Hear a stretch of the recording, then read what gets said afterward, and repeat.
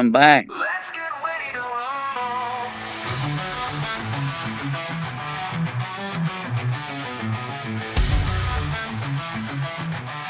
Smoke fills the air, the wrestlers roar. It's smoke beyond the mat, where legends go to war. From the ring to the mic, the stories unfold of triumphs and tears, tales yet untold. Smoke beyond the mat, where legends are born, where the passion burns bright and the spirit is torn. From the heart of the ring to the soul of the show, smoke beyond the mat, where the wrestlers go.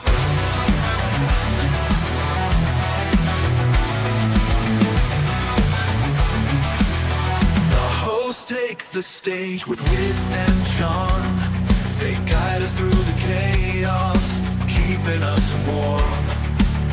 From old school icons to rising stars, they share their journeys, leaving lasting scars.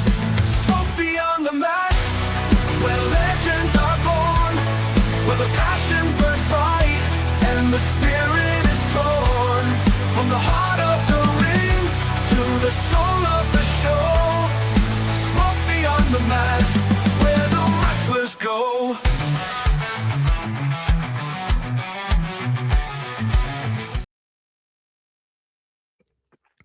And welcome everyone, of course, to Smoke Beyond the Mat. And down there at the bottom, hailing out of the Florida Panhandle, is the grumpy cigar preacher weighing in at an undisclosed amount of weight. And up there in the top is the 174. Up there in the top is the ginger English miserable grizzly bear, Gaz. Something like that. Okay. Rocky Cigar and Preacher. Oh, yeah.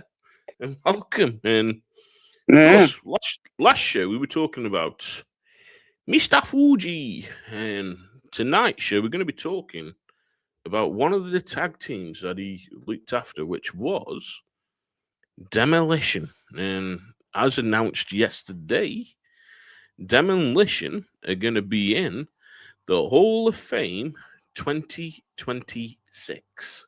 Mm-hmm.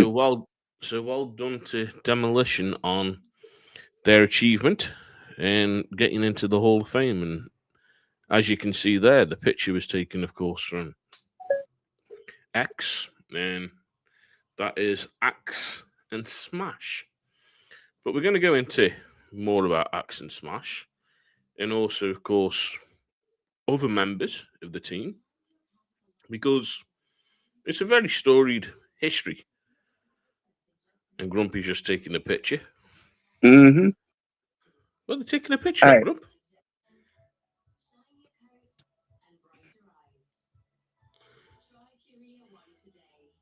They probably can't see it. It's that full moon that everybody's been looking for.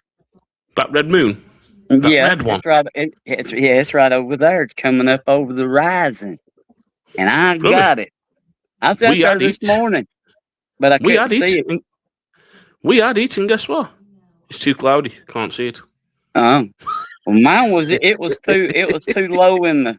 It was too low in the western sky this morning. I was out here at 5:30 to find it, but it was low in the western sky. It was behind my trees over here in my woods. It was too far down. I couldn't see it through the tree. Well, I mean, I could see through the trunks of the trees. I could see it back there, but you couldn't tell nothing about what part of the eclipse it was in or nothing like that. You couldn't. So it wasn't even worth trying to.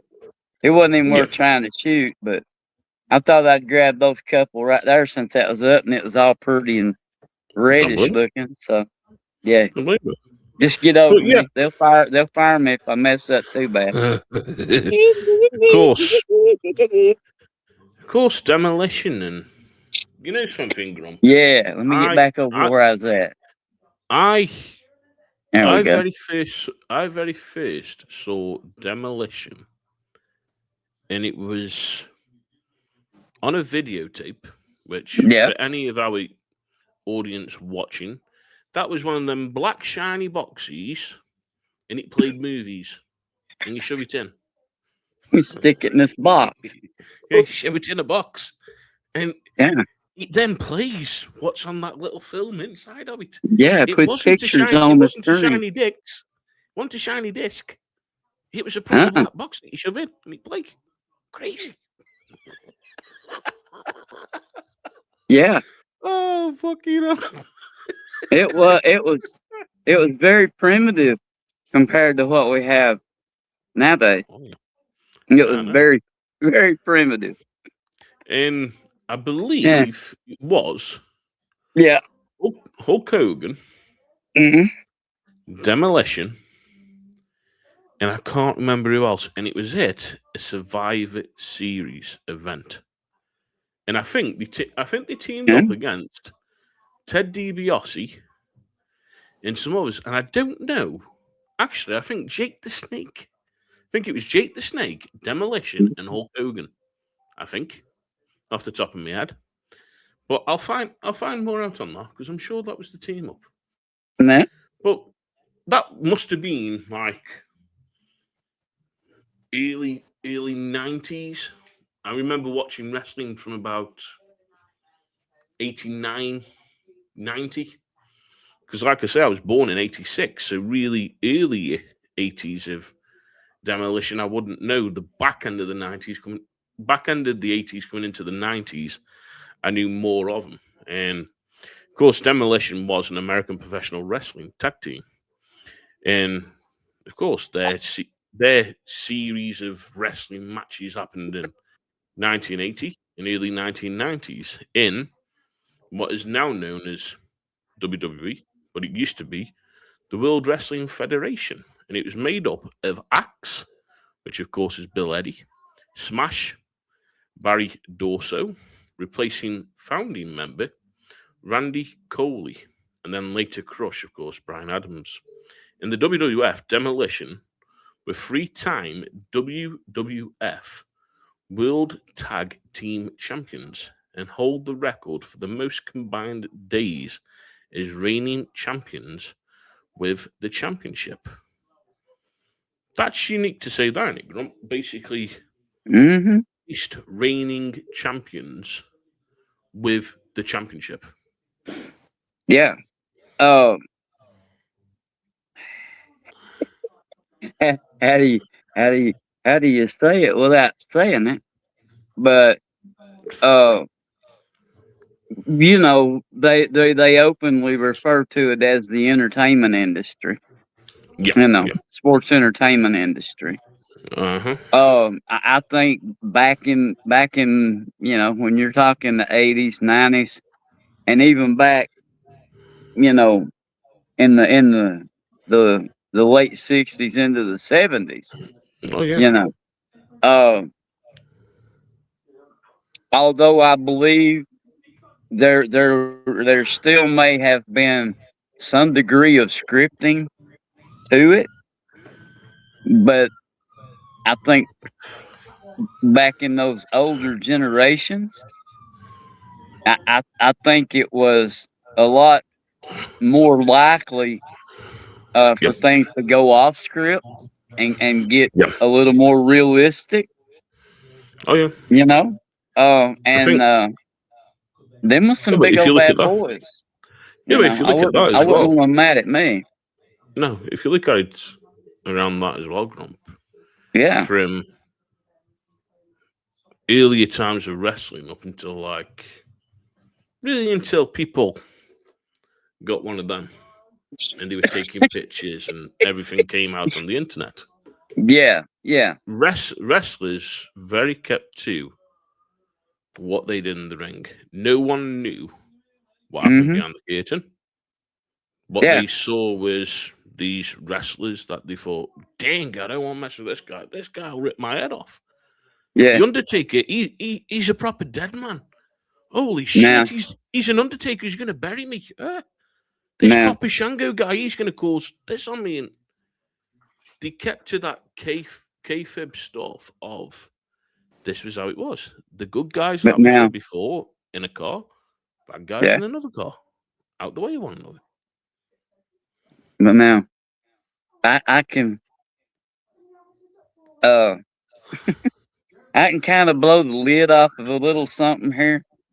Um, and if anybody, my age, older, or a little younger, maybe, but not a lot younger, Mm-hmm. uh, that grew up in Knoxville, where I did, Yep. okay, they will know that one of the most popular places in Knoxville for the wrestling to come through was Chill Highway Park. That way they could have it like outdoors, have a lot more people, and Mm-hmm. and and, and they would have the promo at Chill Highway Park. Okay, Yeah. now what a lot of people didn't know, and now if you're from Knoxville, you know the restaurant I'm talking about. It's a TikTok, and it's set right down there across from Magnolia Avenue from Chill Highway Park, and it wasn't unusual. And not many people. It wasn't a big place, so not many people are gonna get in there. But Yep. it wasn't unusual after the show and everything was over.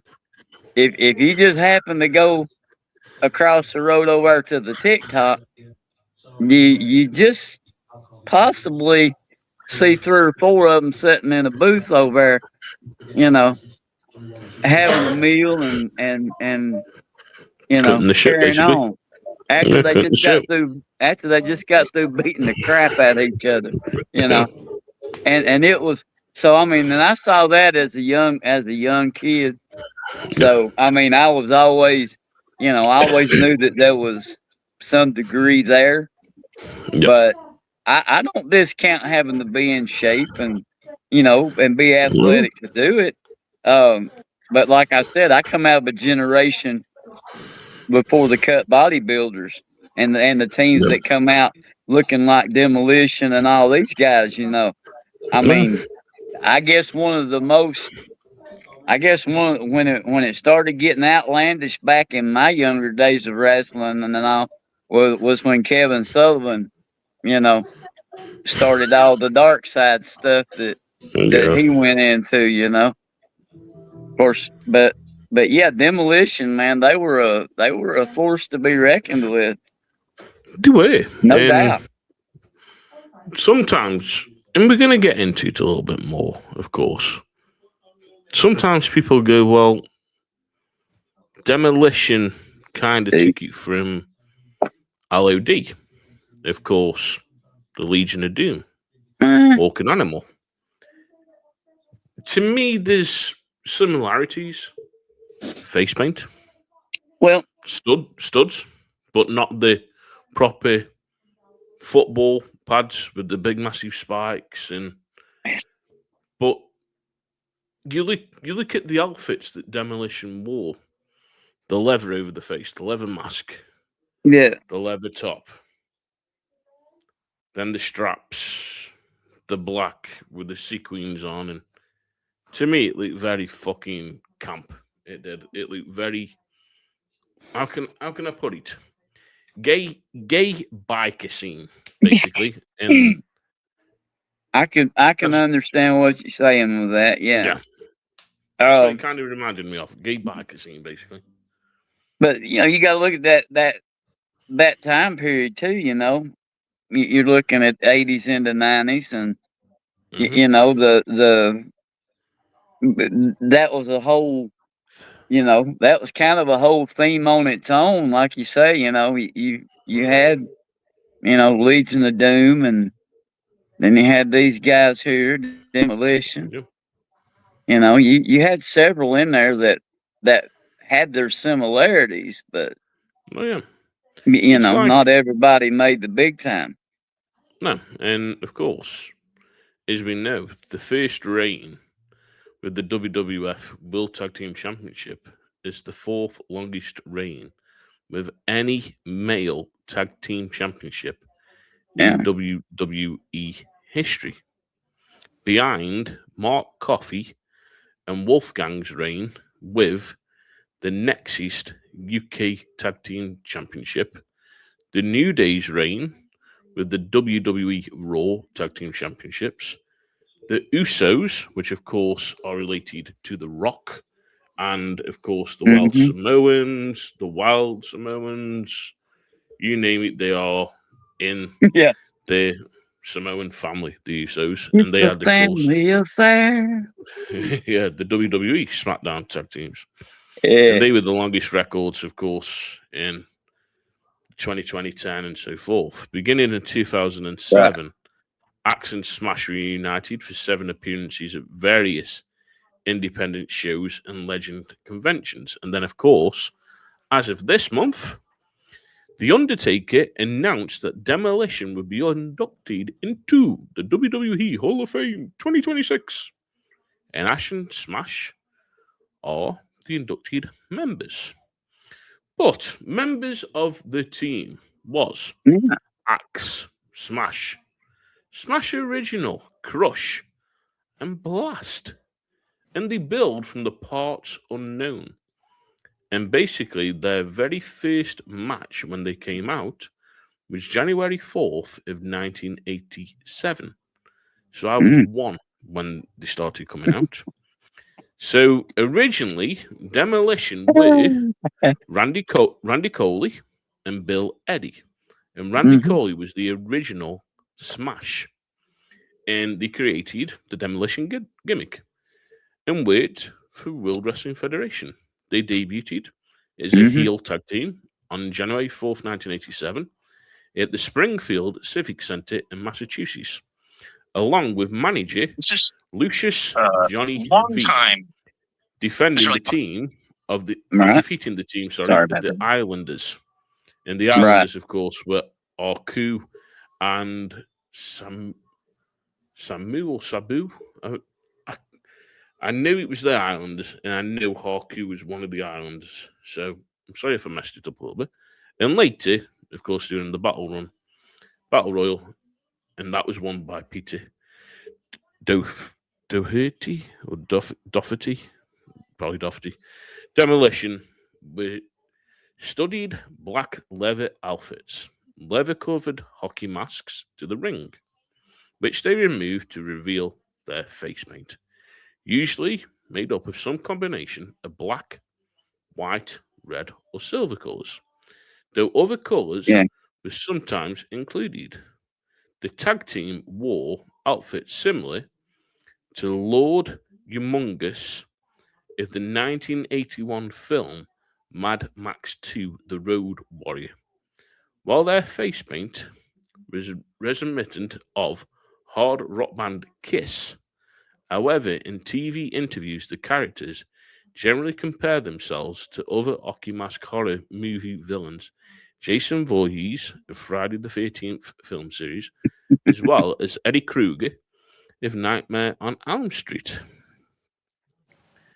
After 2 more matches and wins over Enhancement Talent at TV tapings on January 5th and 6th, some TV interviews with upcoming matches, Coley, of course, was replaced with then Barry Dorso, starting with a match filmed January 26, 1987 at the Sundome, Tampa, Florida, and aired on February 14th, 1987 edition of Superstars. Eddie stated that Coley was replaced because he was too recognizable to the friends as the man who previously performed as Moondog Rex. And dang, what a tag team No, the Moondogs were. Holy, yeah. not So the like you're WWE. gonna recognize those guys anymore. Hell yeah. I always found that weird how he was replaced because that's Moondog Rex there. Yeah, really. Mm.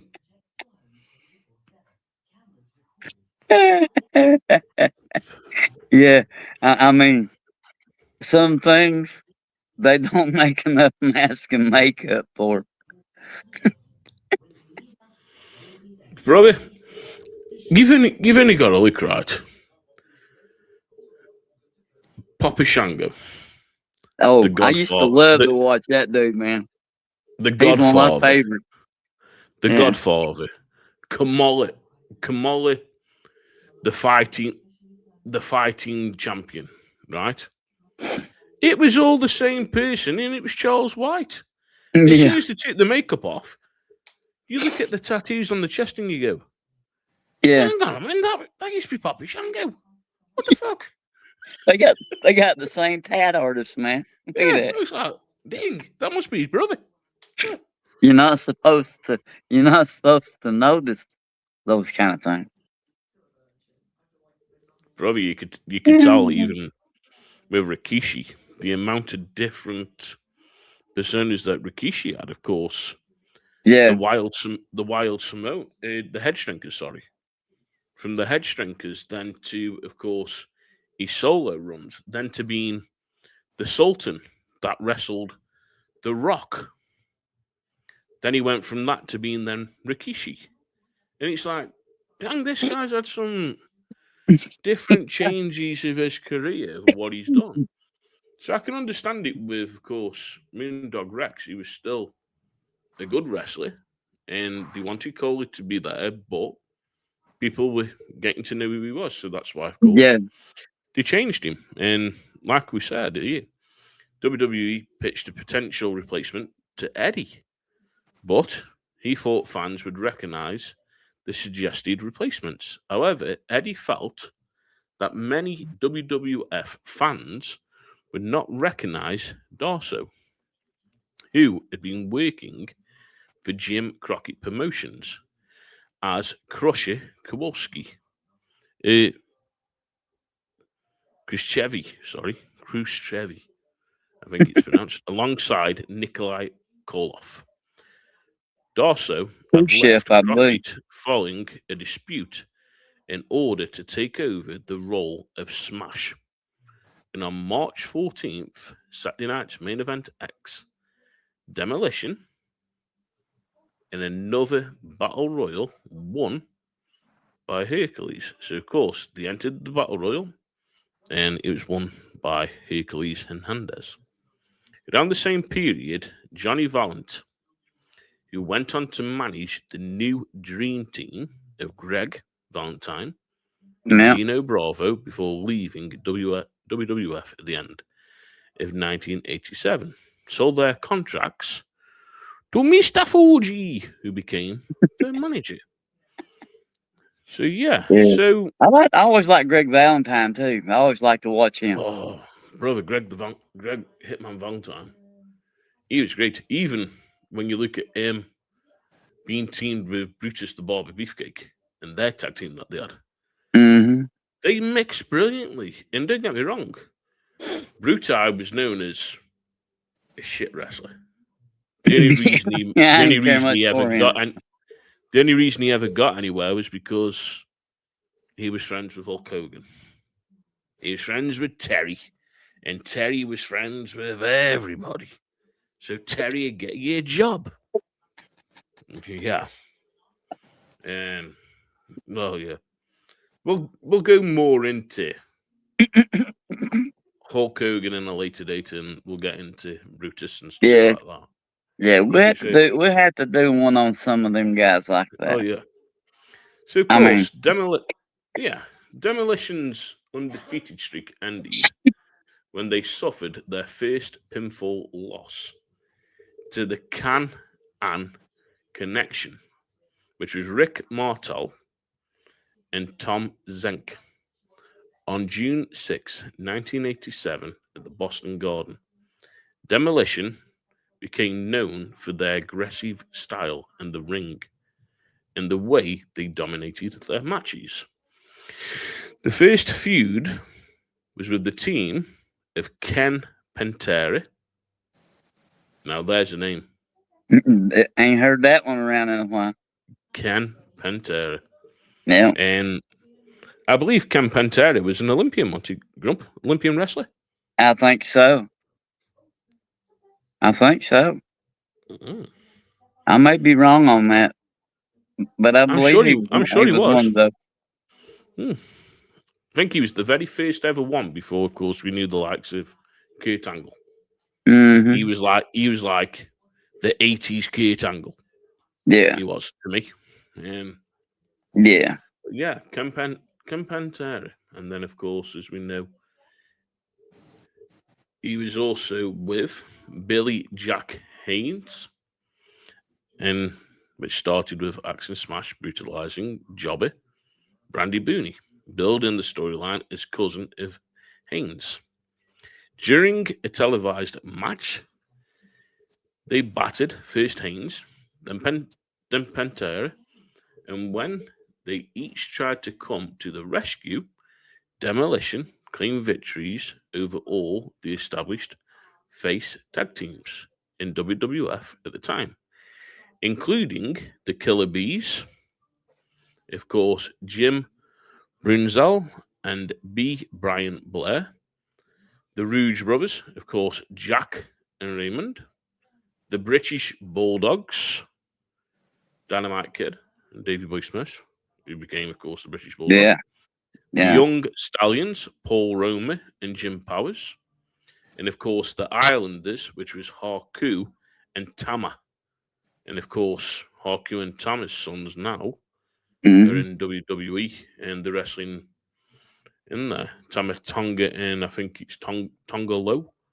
Yeah, it's And some island connection thing. yeah, great It's tag, that great family. tag. It's that family Oh yeah. affair. Well, they're a great tag team, I've got to admit. Haku and Hey, Tama's sons, I they're a great mean, fucking tag team. They are. you know, uh, people just saying, people in this country could learn a lot from some of these other countries the way they do things. You know, I Brother, mean that this they've got family's some been passion. in. This family's had connections to the wrestling industry for how many years? Well, ever since Peter Maivia wanted it. Peter Maivia started it. He was adopted into the Iommi family, and then from the Iommi family, it gathered, and then of course The Rock and certain ones, and then Rikishi, Yokozuna, Roman Yeah, Reigns, and see, Tahaku, being in it, they Jimmy keep Snuka, so and they forth. keep passing it. They keep Yeah, passing it. They keep passing it. Man,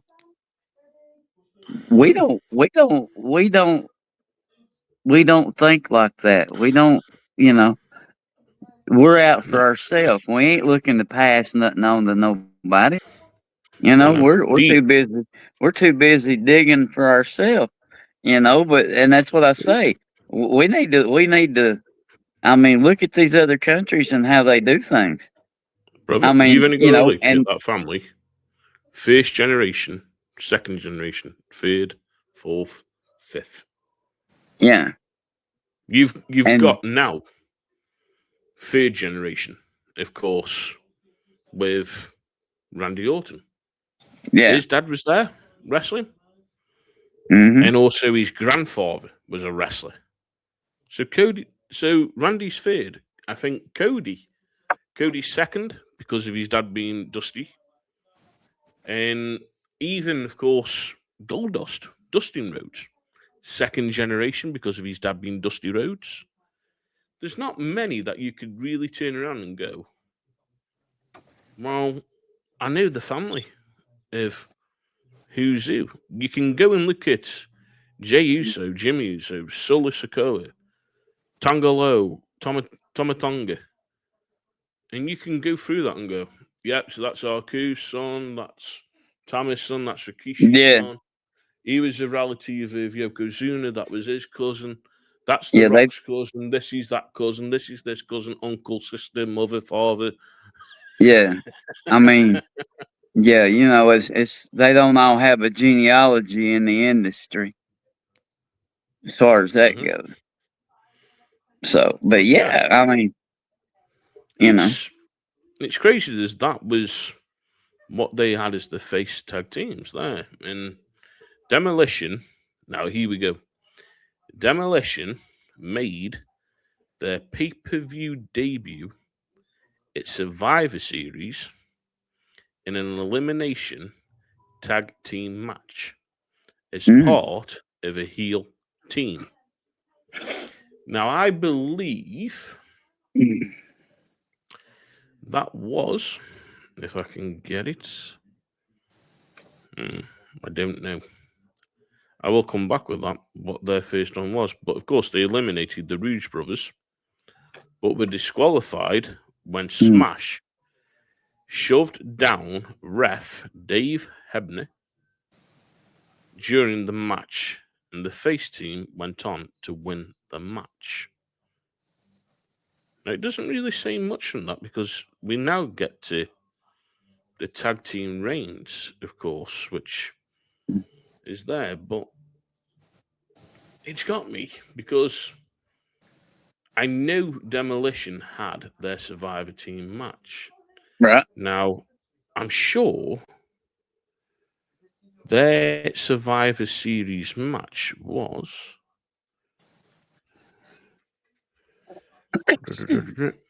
with who the Demolition team with? So Demolition, there we go. Staples forces. I'm sure they did team with Hulk Hogan. Demolition on that one. Survivor Series 1990. And it was. I'll see until you go up, if I'm right. There we go. So they did, which now that's a later Survivor Series. That's when, of course, Crush entered 1990 was. I'm sure it was Jake the Snake, Hulk Hogan, and Demolition. I'm sure it was. But anyway, let's carry on. So at WrestleMania, Ivy, Axe and Smash defeated Strikeforce, which then was Rick Martel and Tino Santana to win the first WWF Tag Team Championships. Axe struck Martel in the back of the neck with Fuji's cane, while he had Smash, in a Boston Crab. Fuji dropped the cane into the ring while taking a beating from Santana, who carried on oblivious to what was happening in the ring. Martel was knocked out, Smash covered him for the pin, and Axe hid outside with the cane. As champions, they defeated a number of top teams of the WWF, which at the time had a very talent-rich tag team division with, of course, the British Bulldogs and the Hart Foundation, Bret Hart and Jim Neidhart. So there's some other names when you think Bret Hart now entering the picture. Jim Neidhart. Yeah. He was a powerhouse, Jim Neidhart, when you look at it. That dude was like solid. He was like a bull. Yeah, he was like a V shape, like he's like a V-shaped pit bull or something, you know. He looked like he'd be mean. It's always got me when I see him, and he's there, and he's going stroking that beard. Yeah, just standing there, just stroking the old Billy Goat beard. I'm ready now.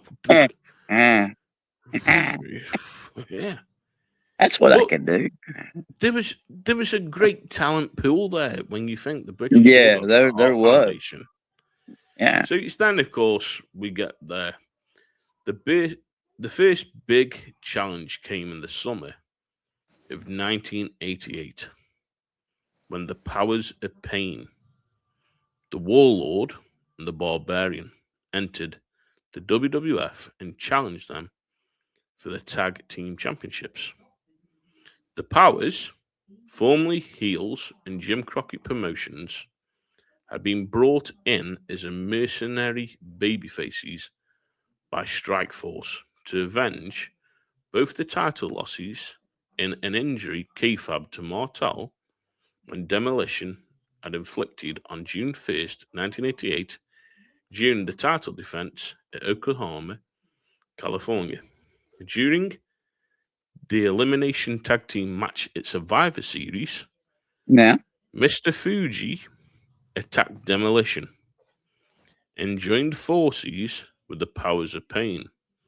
A double turn took place as Demolition turned face, while the Powers of Pain turned heel. Interviewed after the contest, Fuji claimed he had turned on Demolition because, since winning the championships, they had become insubordinate and disrespectful towards him, where the Powers of Pain would be ultimately obedient and loyal apprentices. For their part, Demolition denounced their former manager as a parasite, labeling Fuji the Stooge. So yeah, and Uh, it's like we said about Mr. Fuji. He was always about that. You got to be obedient. You got to do this. Do as Mr. Fuji says, or you yeah. get the cane. Yeah, and I So let's remember that forget double that. cross. I remember Yeah. that double cross. It's like a lot of the double crosses when Paul Bearer turned on the Undertaker. What a double cross that was! Struck him with the urn and sided with Mankind, and you're like, "Hey, Yeah. what happened there?" It's like, dang. Yeah.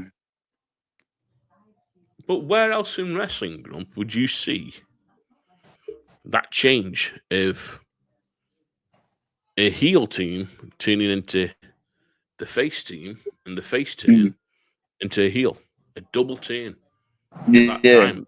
You don't normally see that. It's normally now and again you'll see a single star turn, or you might see a tag team change once, not two tag teams at the same time. So that was unique for Right. that. And of course, once all that happened, Demolition defeated the Powers of Pain and Mr. Fuji in a tag team handicap match at WrestleMania V to retain the WWF World Tag Team Championships. When they caught Fuji and the Demolition decapitation, that day Demolition became the longest reigning WWF Tag Team Champions after breaking the previous 370-day record, of course, the Valiant Brothers, Jimmy and Johnny. On May 2nd, Demolition's reign exceeded the 399-day third reign of the Fabulous Kangaroos, with the There you WWF go.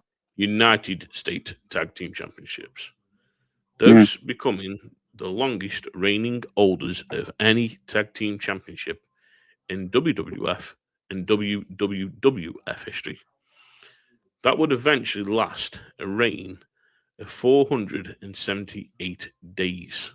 Yeah. And while the general record of any male tag team championship has since been broken by the New Day in 2016, by Mark Coffey and, of course, Wolfgang in 2020, and the Usos in 2022, this still stands as a record for classic World Tag Team titles of 1971 to 2010.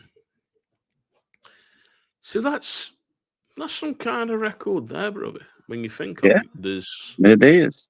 longest reigning up until 2010. They were classed as that, and then of course we got these new ones. But at WrestleMania V, after WrestleMania V, Demolition started feuding with the Twin Towers, Arkeen, and the Big Boss Man. Now I like the Big Boss Man. I thought Big Boss Man was fucking brilliant. And then they had a feud, of course, with the Brainbusters, Arn Anderson and Tully Blanchard. Now, what a team that was, Grump. Big I've Iron always Arn liked. I've Anderson. always liked to watch Arn, though, man. I've always liked to watch him. I mean, Mm, of course, like I said, I'm old enough that I yeah. remember how far that family goes back. Ollie Anderson as well. Yeah, Ole, Yeah. Gene, Mm. Oh, yeah. and I want to say Oh, there's one before Gene. I'm not too sure, Grump. I only know, of course, of Arn and Ollie. And Ollie used to be a booker as well, from what I believe. And Yeah. bit of a tyrant as a booker, from what I believe as well, from what I've read over the years. He was a tyrant of a booker. And of course, Ole and Arn resemble a little bit mhm, more, a lot more than, you know, a lot more than Gene. But mhm.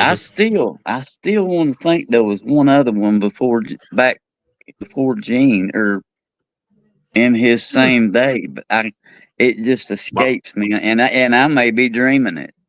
might be But something to look Arn into. was always my favorite one, though. Hmm. It'd You- be something to go into about the Anderson family and go down Yeah, that and talk about On and different things and where On is now. Of course, when you think of the Four Horsemen to being in the corner of Cody Rhodes, stuff that he's done with Cody, stuff that he did in WWE with, of course, the Undertaker beating him up and stuff in that storyline with Ric Flair. Then the fallout between Arn Anderson and Ric Flair now they don't speak. yeah, It's something to go down that is. But of course, when they started wrestling the Brainbusters were managed by Bobby the Brain Heenan, yeah, or the Weasel, as we know. yeah. The And on Weasel. yeah, on the May 27th, 1989 Saturday night's main event, XXI, the Brainbusters defeated Demolition by disqualification. They finally dropped the titles to the Brainbusters in a 2 out of 3 falls match on July 29th, Saturday night's main event, which was then XX2, and that was filmed July 18th, 1989, in Worcestershire, or Worcester. Well, it's Worcestershire, as we class it here. Worcestershire. Massachusetts. Yeah, Worcestershire. at the Worcestershire Central. Following the outside Massachusetts. interference from the eighth wonder of the world, Andre the Giant, who threw a chair into the ring for Anderson to use on Smash.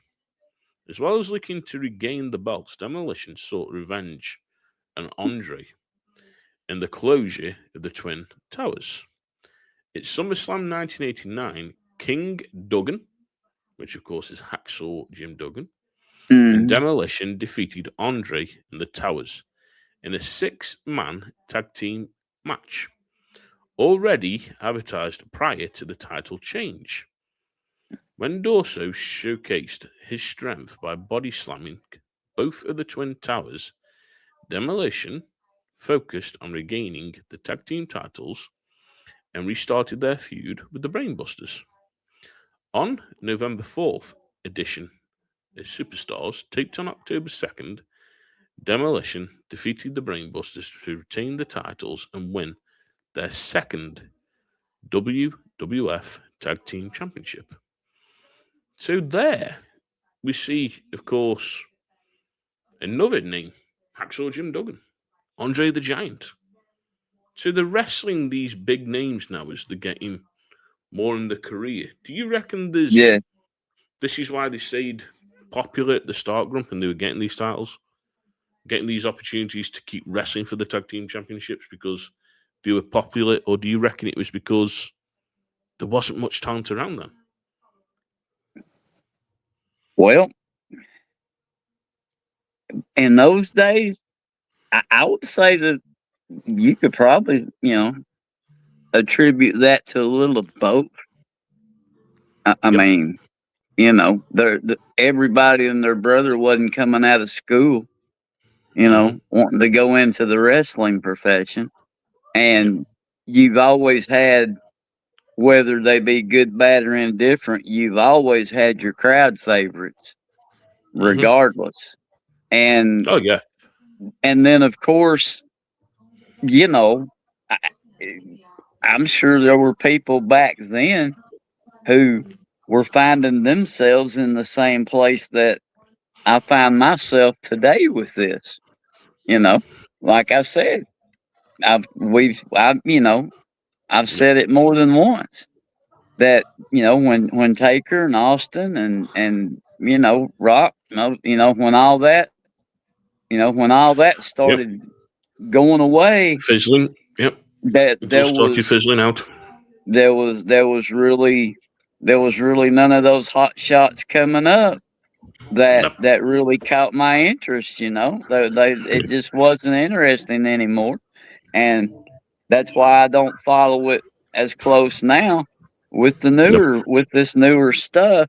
That's why I let you and Matthew. That's why I just sit back Yeah. and let you guys have those conversations because you know that To be honest with you, and it don't bother me a bit because like I said, there wasn't well, that's the nothing same with after me, all Grump. that caught my eye.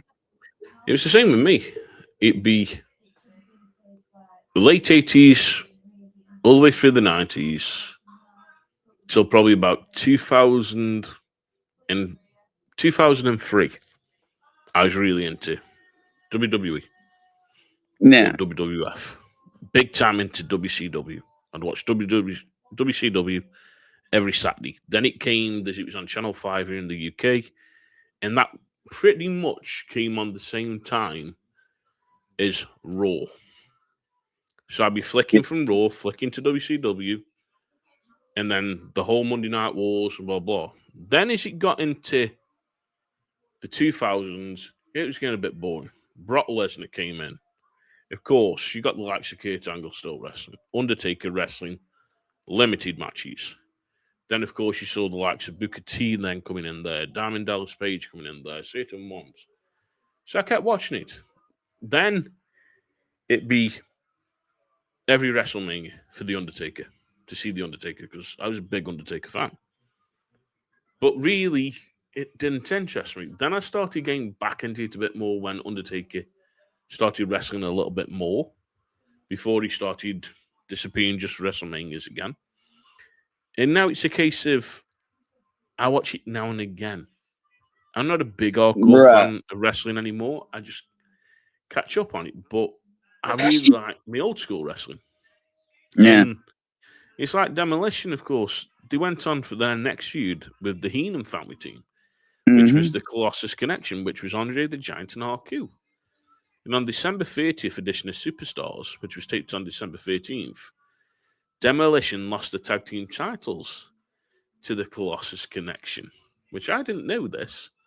And at WrestleMania VI at the Sky Dome in Toronto, Demolition defeated the Colossus Connection to regain the titles and win their third and final WWF World Tag Team Championship and finally put an end to their feud with the Heenan family due to the physical conditions deteriorating of Andre.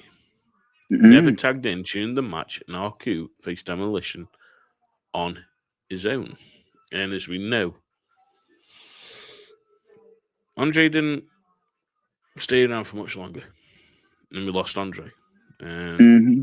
We are going to do a full show on Andre, so stay tuned for that. And Matthew's going to Oh be yeah. joining us, of course, our other cigar loon brother. And Yeah. So now, if you have, but just a quick one, and I'm putting a quick yeah, plug in. If you yeah, haven't caught Grumpy's show on rumble.com called yeah. Grumpy's Coffee Talk Show. What a great name that is. Grumpy's Coffee Talk Show. Yeah. Rhymes on it. Yeah.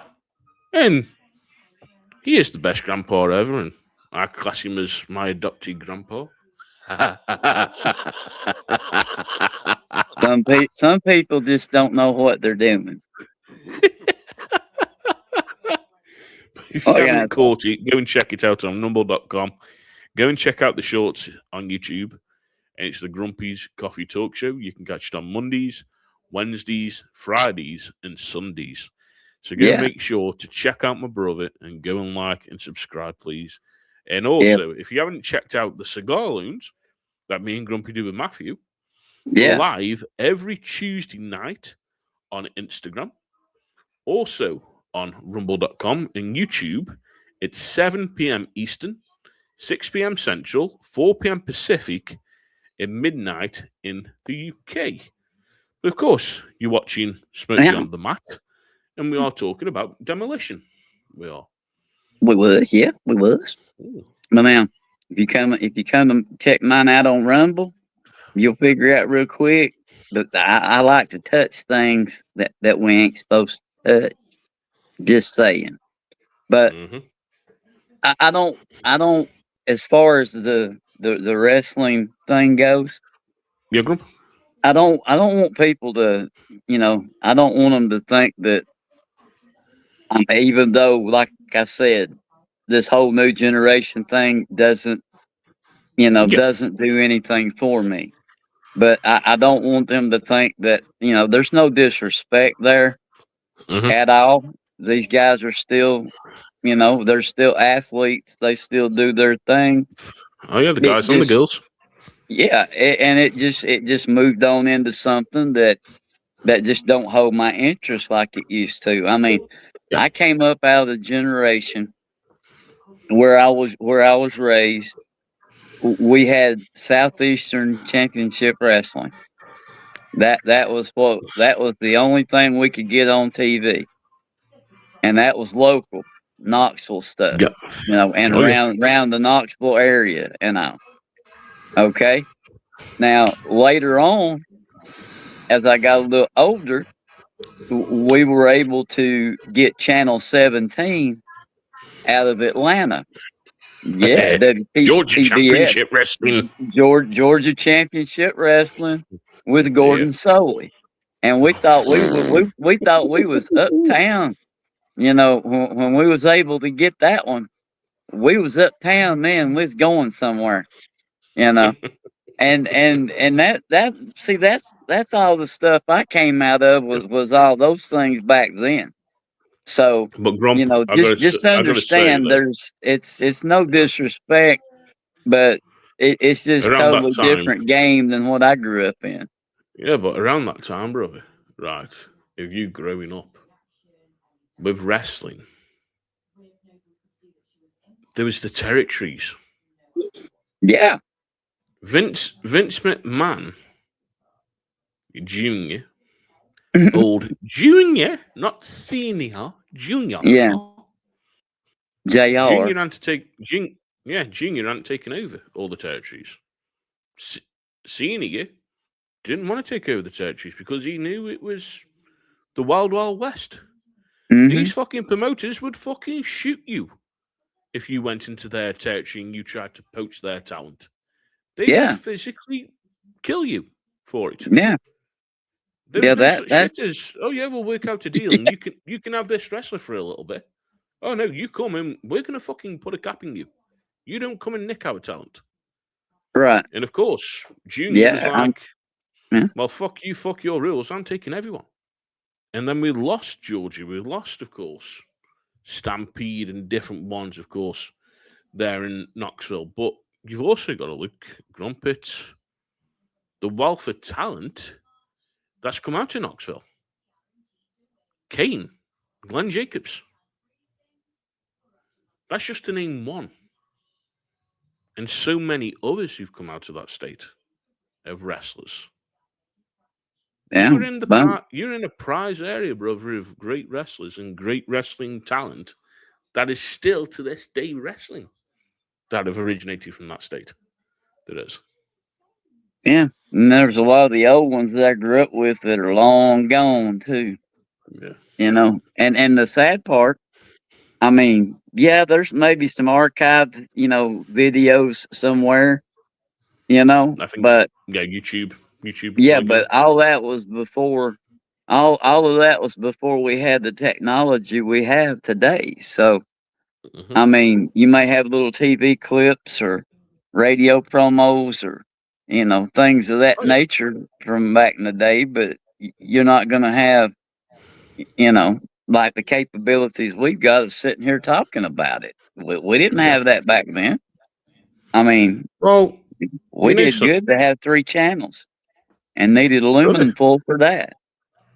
So we were fucking lucky when we got Sky. We y'all were lucky when we got understand, y'all Sky. know. When Yeah. Sky came here, and I remember it was my Auntie Sue and my Uncle John, her ex-husband, and they had the Sky dish. Well, it And went out. the very first film I watched Yeah. was Home Alone on Sky. And then I saw this That's a good start. big massive advert with all these neon lights. This big muscly bloke in a yellow bandana ripping his top off. This other guy running down to the ring with the face paint on. And I was like, wow, what's that? What's happening here? It's wrestling. WWF coming live to the UK. It's like, whoa, okay, I'm into this. Mum That's can better. advertise. That's better. That's better than the Saturday morning cartoon. Yeah, so we thought we were on cloud nine with that, and then next thing, Mm-hmm. I go down to my grandmother's and my grandfather's on a Saturday. WCW live. I'm like, whoa, I've got 2 to watch. Holy shit! I got 2 now. Look at that. It's like, dang, I got some great jealousy here. Watch. Yeah. It was crazy because we were used to Big Daddy, Giant Haystacks, Kendo Nagasaki, but you really wouldn't catch British wrestling on TV after a certain time. It was really early 50s, 60s, and it kind of wind down as it got into the 70s. It got into the 80s. It was winding down. So then we saw the popularity of American wrestling that took over. And this is, of course, then where we got into this. And now, of course, where I start knowing more about Demolition. And this is getting into the 90s and 91. So, of course, shortly after WrestleMania VI, the team turned heel again. Mm-hmm. This intensified when Bryan Adams debuted in WWF and joined the team. Now, for anyone who doesn't know who Bryan Adams is, Bryan Adams was the best friend and also BSK member, and he was The Undertaker's best friend, Bryan Adams. And he was known as Crush. He was. So we got a 3rd tag team member. And in kayfabe, it was claimed that this was a scheme to gain a 3-on-2 advantage over other tag teams. In reality, it was actually because Eddie had developed an allergy to shellfish, which he attributed to the frequent trips to Japan, which put him in hospital. And WWF owner and Ed Booker, old Junior there, I'm not going to say his name because of everything that's going on at the moment, but Junior. Come on, man. Okay, Vince McMahon. He wanted to add a 3rd member to the team just in case the fucking illness put Eddie out of action for an extended period of time. So, of course, we're bringing in Crush now. Crush soon took a more active role, teaming with Smash, while Axe faded into the background, becoming more of a manager. At this time, Demolition used the Freebird rule. So, Grump, for any mere mortal, what was the Freebird rule, brother? What was that Freebird rule? Hey, why are you asking me? Because the Freebirds, brother, were rounding your tongue. Well, and we know what the Freebirds did, don't we? Well, I mean, that 3 members of the tag team. Yeah. Yeah. I mean, it didn't matter which 2 that you wrestled, you're still going to wrestle 3. Yep. I mean, it didn't really matter. I mean, I don't know if that was a rule or not, but it was kind of a known that, if you're gonna wrestle the Freebirds, you may as well plan on wrestling 3. Yeah, you'd either be wrestling Gordy, or you'd be wrestling Hayes, or you'd be wrestling, of course, the other guy who was in there. I can't remember off the top of my head, but you'd be wrestling either one of them, and they would change it. So basically, if Hayes and of course Gordy were the champions, and Hayes didn't want to wrestle, they could bring the third guy in. Well, he's wrestling. We're still the Freebirds. That Freebird rule. We can replace our guy.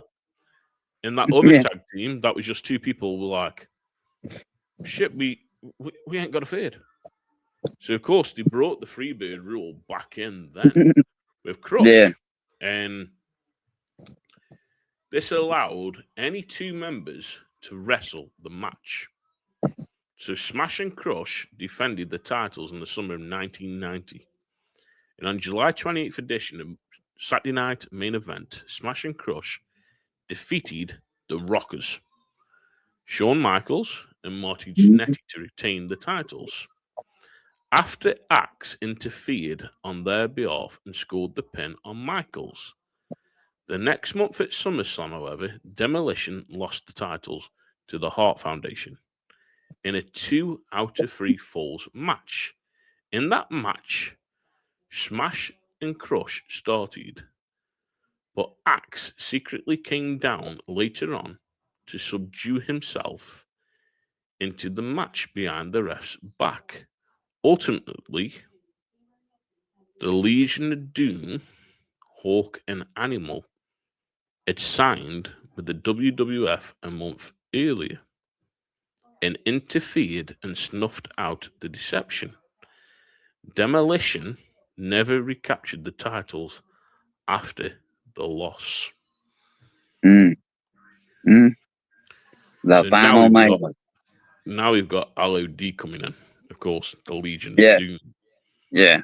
And didn't they have some matches, Legion of Doom? And we'll go more into Hawk and Animal at a later date. But soon after, due to the Legion of Doom now being on the WWF roster, Demolition's popularity began to decline and regained the manageable services of Mr. Fuji in the fall of 1990. A Survivor Series, The Perfect Team, which was Demolition, Mr. Perfect, was defeated by the Ultimate Warrior, the Texas Tornado Kerry Von Erich, and the Legion of Doom. Shortly after, Axe left the WWF, and on-air explanation began an order from K-Fab WWF President Jack Tunney that there could be only 2 members of Demolition. Smash and Crush were the 2 remaining members, and went on to primarily lose to teams such as the Rockers and the Legion of Doom. The team lost a match to Tenry and Kyoto at WrestleMania VII. The team's next match was, of course, WWF SWS WrestleFest on March 30th. They defeated Tenku and Nakomo. From the match, Demolition would continue to wrestle, of course, in the SWF WrestleFest throughout the summer, usually on the Legion end of matches. Crush went on to leave of an absence from the WWF. His SWS commitments aside, while Smash wrestled in single matches, usually on the Legion end. For a brief time before, after leaving the WF, as well as the SWS. They also teamed in WWC after leaving the WWF. The team's final WWF-related match occurred on the SWS show in Japan in September 18th, 1991, and of course they lost again to George Tanaka and Sunjo Tanaka. Afterwards, they eventually broke up, and the member Crush would return to PNW, where he had previously wrestled as Brian Adams, still in his Demolition attire and paint, but as a face, where he would eventually win the PNW Heavyweight Championship. Smash would later return to the WWF as Repo Man, a sneaky thief claiming to be a repossessor in the fall of 1991. Crush would also return In spring 1992, still as a face, beginning a run as popular Kona Crush, surfer-type building on Adams being a native of Hawaii. The two ended up facing at SummerSlam in 1992, and Crush gained the victory over Repo Man.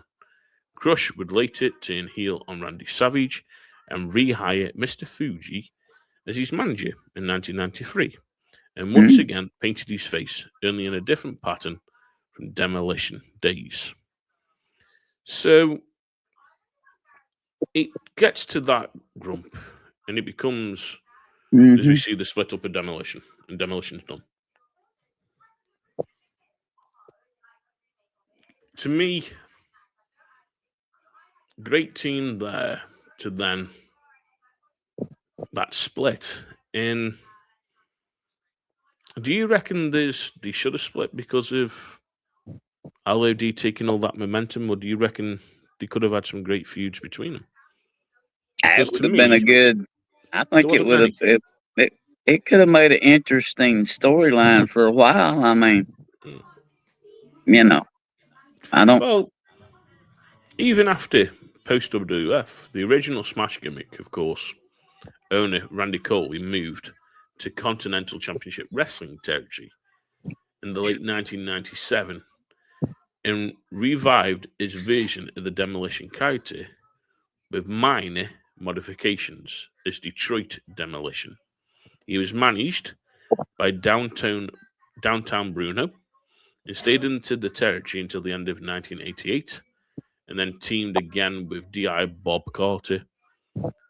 Then, of course, Detroit Demolition feuded with Lord Humphreys and so forth. And he carried on wrestling, Coley did. And then, of course, he visited WCW in Puerto Rico, and by 1989, he had reverted to Moondog Rex and signed with WCW. So, if you look there, Coley carried on wrestling. Then he got rid of the Demolition gimmick and went back to his Moondog. After, of course, leaving WWF, Eddie, of course, began using the name Axe the Demolisher on the independent circuit, and then took in Coley as well as Richard Al Magnificent Charland under the name of Demolition Blast, in an attempt to resurrect the Demolition name and gimmick. There was sent a cease and desist letter by WWF once they found out, and they wrestled in Universal Superstars of America and also Demolition HUX, portrayed by Gary Robbins. So basically, they tried to start again, and WWF were like, don't think so. You're done. Yeah. But even then, between the time of Repo Man, in stints of 1994 to 1995, a stint as backtop bully in WCW, Dawson wrestled as Smash in Australia for the local promotion of AWF in mid-1993, losing to Hawk in Melbourne. Then the 1990s, Bill Eddie filed a lawsuit against the WWF for the rights of Demolition's name and the gimmick, but lost. Axe, Smash, and Crush were signed to a deal with Jakks Pacific to make Demolition classic action figures. And then Axe and Smash were together in a 2-pack for Toys R Us. Each had a single figure from Series 14 and were packed and reprinted with Crush in a 3rd pack for Walmart. And then April 1st, 2007, Dawson and Eddie reunited for the first time in 16 years at Meet the Legends in Canada. And then, of course, August 13th, 2007 was the sad news of Bryan Adams was found unconscious in his Tampa, Florida home. Adams' wife found him not breathing in bed and summoned paramedics. The wrestler could not be revived and was pronounced dead at the scene. Police could not immediately determine the cause of death, but noted no signs of injury. Then on September 29th, 2007, Dawson and Eddie reunited as the tag team Demolition for the first time in 16 years. And they've carried on, really. Yeah. They get together at different Hall of Fames, of course, in a 28 tag team king of tournaments and so forth. But then as later years get past, of course, they don't wrestle and they just show up at some of the other things. And then, of course, May 6, 2007, Demolition wrestled the last match. And both Eddie and Dorso retired from wrestling later that year. Coley sadly passed in 2019. And then, of course, as we know now, Demolition have been inducted into the Hall of Fame. Now, I was a bit pissed yesterday when I saw it. Because I was like, cigar's gone. Yeah, I was enjoying that bit. I've only got Yeah, that another little bit. feeling. Well, I'm gonna light that. I'm gonna light Yeah. that little bit back up. Well, I would, but I don't know. I got my pick out here, so I think I might. oh yeah, Just for I can get a kick. little bit out of that. But yeah, I was a bit miffed because considering Crush was a part of Demolition Mm-hmm. and Brian Adams being Undertaker's friend, and it seems to be now this Undertaker's the one that's telling everybody about being in the Hall of Fame, from Stephanie McMahon to AJ Styles to Demolition. It was like, where's Crush's mention? So one of the groups on Facebook that posted it, I wrote, has anybody forgot about Crush? Brother, the amount of kickoff that I got off people. Brian Adams was only in there for a fucking year. What are you on about? He shouldn't even be in the Hall of Fame. And I'm like, wouldn't it be nice to have a mention? Just to say, Well, look, yeah. Crush was in, and just mention the guy. I hope and pray there's at the Hall of Fame, they do mention him and say, look, of course, Crush was a part of us, and carried on. Because if it's not, and it's just about them two, it's like, well, hang on a minute, Demolition became a three-man band as well. Demolition carried on years after as a free man until they split, and then it was them. But for anyone later era, like me, I know Demolition as a three-man band. I also know him as a two-man band. So yeah, who knows? I mean, that's the thing. It at least needs a mention. Do you reckon they are worthy of the Hall of Fame as a tag team? Well, I mean, do you reckon look, too? Do you reckon too late, or do you reckon the timing's right as well for Demolition to be on it? I think some things, have taken a bit longer than they should have to be recognized. That could very well be one of them. Yep. But I mean, you have people argue both sides of that coin. Mm-hmm. I mean, you have people argue they don't even need to be there, but To me, when they mentioned Demolition yesterday and said they were getting them, I was like, well, you've waited a little bit of time, haven't you, for putting Demolition in? Yeah. It was only last year that you signed him to a Legends deal. It was only last year that you let him go to a Hall of Fame. So for all these years that Demolition could have been in there, why didn't you put Demolition into the Hall of Fame? And now all of a sudden in 2026 you're putting him in.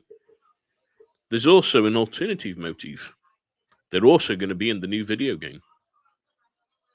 So of course they got to sign him, get him on the Hall of Fame, so they can put him in the video game. Let's tie you down. Better promotion for the video game. Yeah.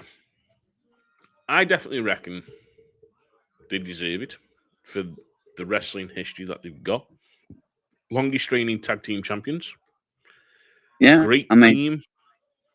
Great manager with Mr. Fuji. great feuds with the likes of Andre, Shawn Michaels, Hulk Hogan, different ones, Mr. Perfect that they joined. All great wrestlers. So, yeah, I think they deserve it. And you know something? Yeah.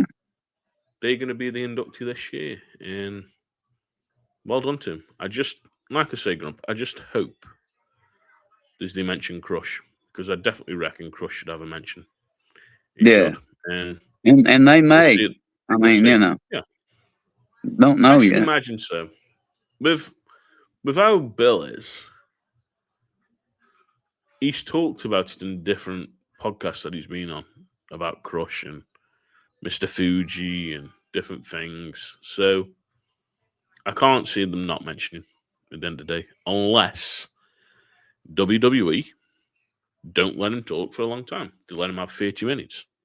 You can't do much in 30 minutes, can you? If an induction. Are they saving the whole show for Stephanie McMahon? Is this a power play to finally get Vince McMahon back? We'll never know.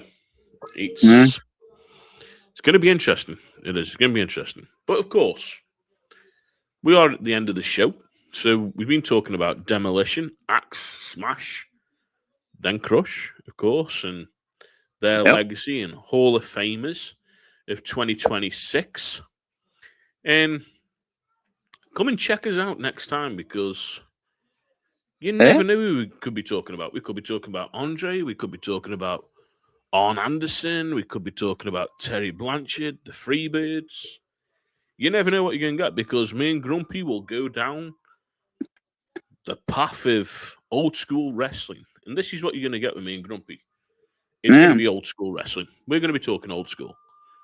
And when Matthew comes, we'll talk about some old school. We'll talk about some new school. But me and Grumpy really get into that old school wrestling. The old school wrestling that I remember. And of course, what Grumpy remembers. And the teams that Grumpy remembers. The superstars that Grumpy remembers. And the same as I do. So we hope you like this one. Please like. Please share. Please subscribe. Go and check Grumpy's channel, like we said. Grumpy's Coffee Talk Show on Rumble. Check out the Cigar Loons on Instagram, YouTube, and Rumble. And we should catch you on the next one. And thank you for enjoying. Grumpy, it's been a pleasure as always, my brother. And I think, if anything, you've won this one tonight, Grump. You've put me into submission, brother. And how about that? With the iron claw. So. What a finishing move that was. Yeah. That's it, man. Yeah. Can't get out of that. Family. Oh, the Von Erichs. Yeah, can't get out of that. There's a family talk about the Von Erichs. Yeah, that's another one. Oh. I think that'd be a 2-hour show, Grump. Von Erichs. Because there's a lot to go over. That'd be a whole lot, yeah. What a tragedy. It certainly would be. And there's only a lot to go over. And there's only one brother remaining. That's. And for anyone who hasn't watched, go and check out the film on the Von Erichs, what's been done quite recently. It's very gripping, and I mean it's very gripping. It is. It's a great watch. If you haven't watched it, go and watch the film about the Von Erich family. And but of course, we'll catch you next time. Thanks for watching Smoke Beyond the Mat, and we'll see you soon. Bye. Let's get ready to rumble.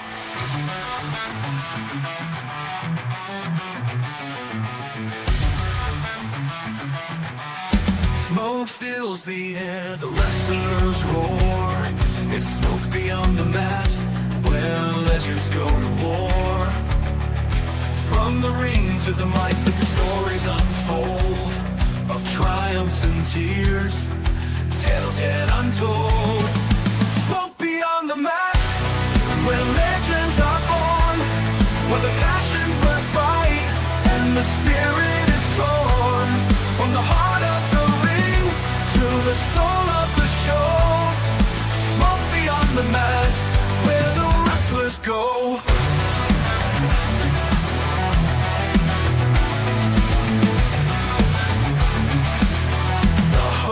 take the stage with wit and charm. They guide us through the chaos, keeping us warm. From old school icons to rising stars, they share their journeys, leaving lasting scars. Smoke beyond the mask, where legends are born, where the passion burns bright and the spirit is torn. From the heart of the ring to the soul